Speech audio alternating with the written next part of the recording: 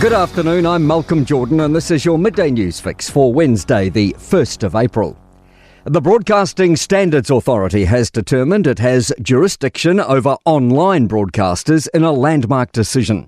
Political reporter Ethan Griffiths has more. The authority, with regulatory powers over traditional broadcasters, received a complaint against online broadcaster The Platform.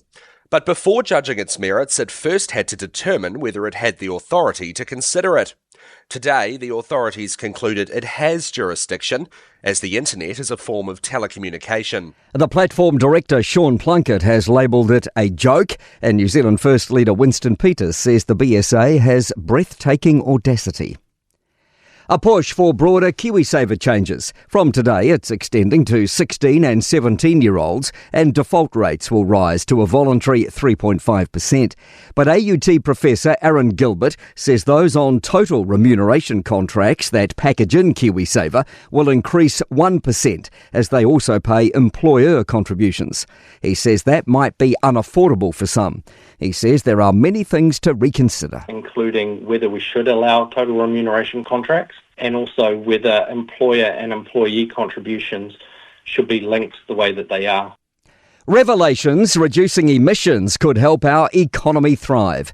A Sustainable Business Council and Climate Leaders Coalition report shows an economy underpinned by renewable energy could be getting a $22 billion a year boost by 2035.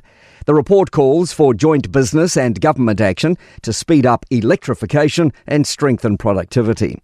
SBC Chief Executive Mike Burrell says electric motors alone are extremely efficient, which drives down costs. What it also does is, by making our renewable energy more abundant, that drives down the price of energy, and that makes it a lot more affordable than the imported fuels that we currently have.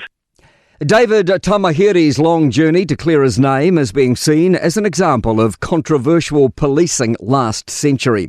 The Supreme Court scrapped his double murder convictions for killing 2 Swedish tourists in the 80s. He served 2 decades.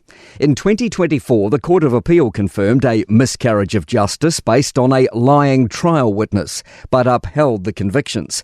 Defence lawyer Nigel Hampton KC says this highlights major errors. 70s and 80s was a period where the police wanted to solve things, desperately wanted to have a suspect, desperately wanted to fit the evidence around that suspect. Parliament could vote today on whether to allow hospitality venues to sell alcohol without meals during major public holidays like Good Friday and Easter Sunday. A members' bill from Labour's Kieran McAnulty is due for its 3rd reading. Hospitality New Zealand says it hopes the law change will take effect by Friday, but it's advising members to plan to operate under the current rules. To sport. Golfer Tiger Woods has told authorities he was looking at his phone and changing the radio station before his crash in Florida last week. The 50-year-old also had 2 pain-killing pills in his pocket. Italy will miss a 3rd straight men's World Cup football tournament after being beaten on penalties by Bosnia and Herzegovina in their last chance qualifier. And FIFA President Gianni Infantino has insisted that Iran will compete at the global showpiece and their games will be played in the United States as scheduled, despite being at war with their hosts. I'm Malcolm Jordan. That's your latest news fix. We'll be back with the next update at 5 p.m. from the Newstalk ZB newsroom.